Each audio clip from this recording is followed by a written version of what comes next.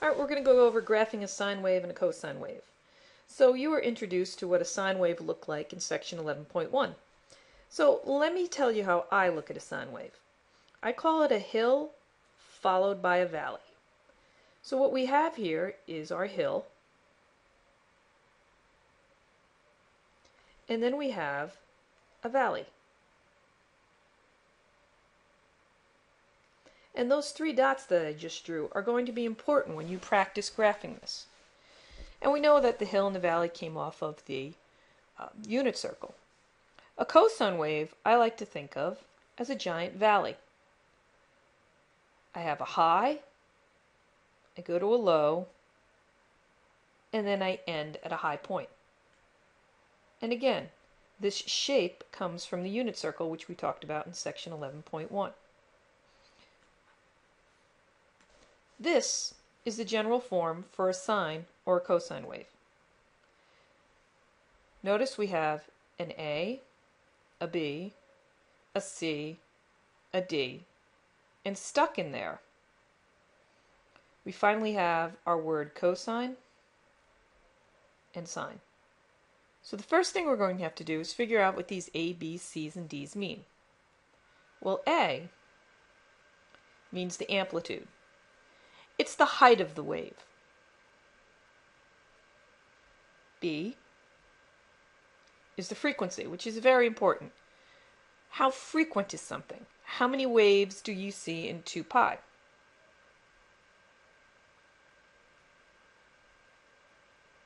A phase shift is how we move on the x-axis. And the last part is a vertical shift. That's movement on the y-axis. We're going to talk all about this in 2 seconds. There's one more word I want to introduce you to, and that's period. How long does it take to make one complete wave? And that is a formula. We take 2 pi and divide it by its frequency. Alright, so let's just start looking at some sine waves, some cosine waves. So here we have our general graph. Notice a couple of things about the graph. I divided it into thirds, pi over 2, pi, 3 pi over 2, and 2 pi. I have intervals of 90, and I spread them out in thirds because sometimes we need to work in thirds. And you'll see what I mean in a minute. So let's look at this guy right here. Let's take this first one. Y is 2 sine x. Well, I start looking at this way. I know my amplitude is 2. And I know my frequency is 1. So this tells me I want one wave, one sine wave, and its height is 2. So I have this little slider thing over here. Notice up here they have our same formula. They just have their frequency put in a little different place, and that's for a programming issue to make it work. But right here I have these sliders that I can move around, and I can make my sine wave change. We're going to set it back. And notice this is a sine wave. Here is my hill, and here is my valley. Now notice this is not done, this is done in radians. Stopping right here, that's 6.28, that's 2 pi, and that's 3.14. Alright, so what did they want me to do? On this other one, my M, in this case, our A, our amplitude, was a 2. So let's slide this over to a 2 and see what happens. Oh, I still have one sine wave, my hill, my valley. It's just that it goes too high and too low. Alright, so I still have one sine wave. So in my mind, I know I need one of these in 2 pi, but its height is going to be 2. So this is the first thing I do. I say, okay, I need my 3 dots. I still need a hill. And I need a valley. All right. My hill has to go 2 high. So the first thing I'm going to do is over here, and I'm going to make 2 up here. So I'm going to make -2 down here. So directly in between these 2 dots, I've got to have my crest, the highest part of my sine wave. And directly in between these last 2 dots, I've got to have the lowest part of my sine wave. And there I go. I have a hill and a valley, 1 sine wave, so my frequency is still 1, and I have a height of 2.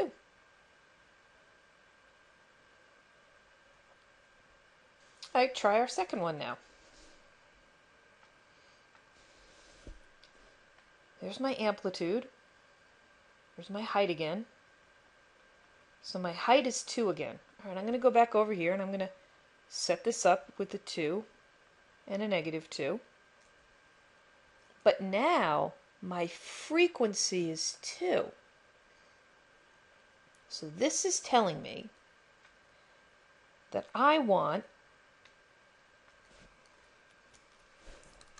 2 waves in 2 pi. So I got to smush 2 waves in between here and here.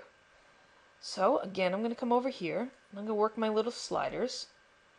Once again, M, that's going to be the amplitude, but my K, in this case my frequency, is 2. Hey, look at that. 1 hill, 1 valley makes 1 wave. 1 hill, 1 valley makes my second wave, and it's ending right here at 2 pi, 6.28. All right, let's see if I can mimic that. If I need to put 2 sine waves in here, then I know that 1 sine wave has got to fit right in there. So in between the beginning and this dotted line, I've got to fit a sine wave. And I know a sine wave, I have an end and a beginning. And then in the middle of this end and beginning, right there, that's where my hills and valleys are formed. All right. So in between these 2 dots, there's 1, 2, 3. So at 1.5, so right there, that's where my crest has got to be. And in between here is where my valley's got to be. Okay, so here's my first sine wave. 1. Okay, there's my first sine wave, but I need 2. My frequency is 2, so I've got to do this all over again. So there's my beginning, there's my end, and there's my middle where my hill and my valley change.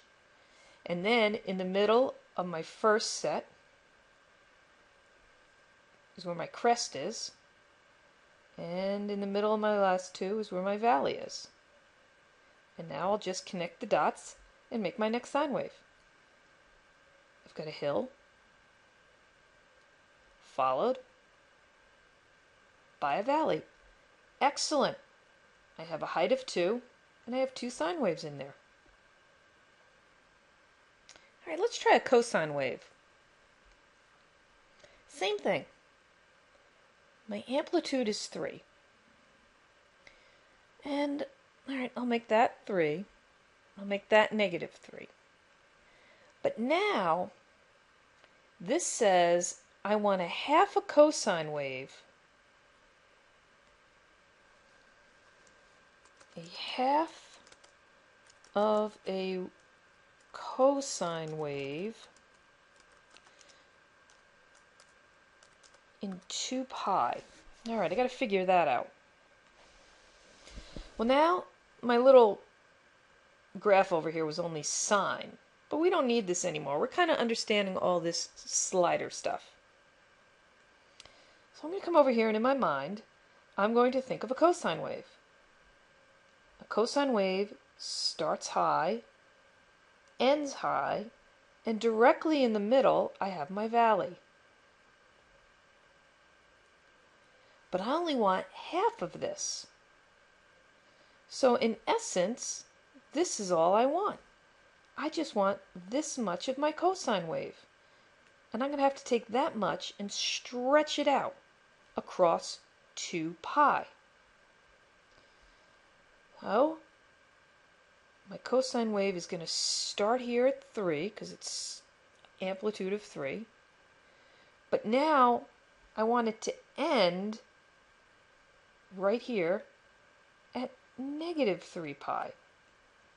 Now to make it precise, directly in the middle of my beginning and my end, I'm going to have it where it crosses the x-axis.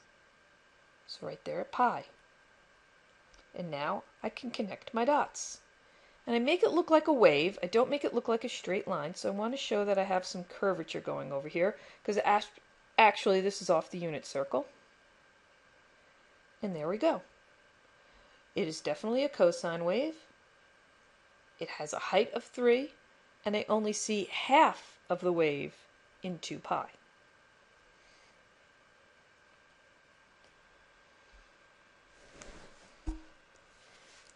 And now for my last one. It's a cosine wave again, with an amplitude of a half, and I want 3 cosine waves in 2 pi.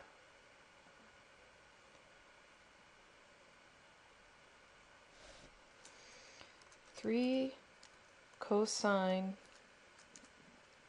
waves in 2 pi. All right. Well, I know a cosine starts high, ends high, and in the middle is a valley. So I've got to put 3 of those in 2 pi. Well, 2 pi is 360. And that means every 120 degrees, I need to see a full cosine wave. So I'm going to come over here. I'm going to take my dotted line again. And every 120 degrees, I'm going to put my breakdown of my graph. So you see right here, this is why I went in thirds. Because this is 30, 60, 90, 120. So every 1, 2, 3, 4 represents 120. So now I have to just put my wave in there. I need an amplitude of a half. Well, once again, it doesn't matter which one you make a half. I'm going to make this a half. So then this is negative a half. And that's just so we're labeled, and it's fine. Now I know my cosine wave starts high, ends high, and directly in the middle, it has its valley. So directly in the middle, right there. There, I got my first cosine wave.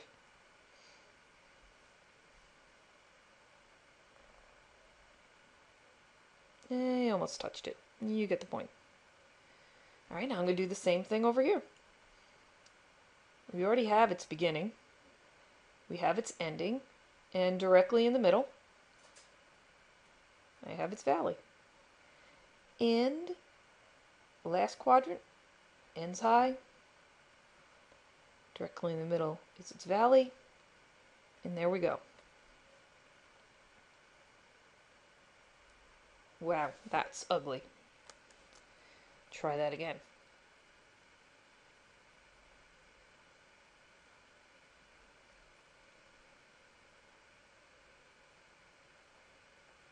That one's ugly too.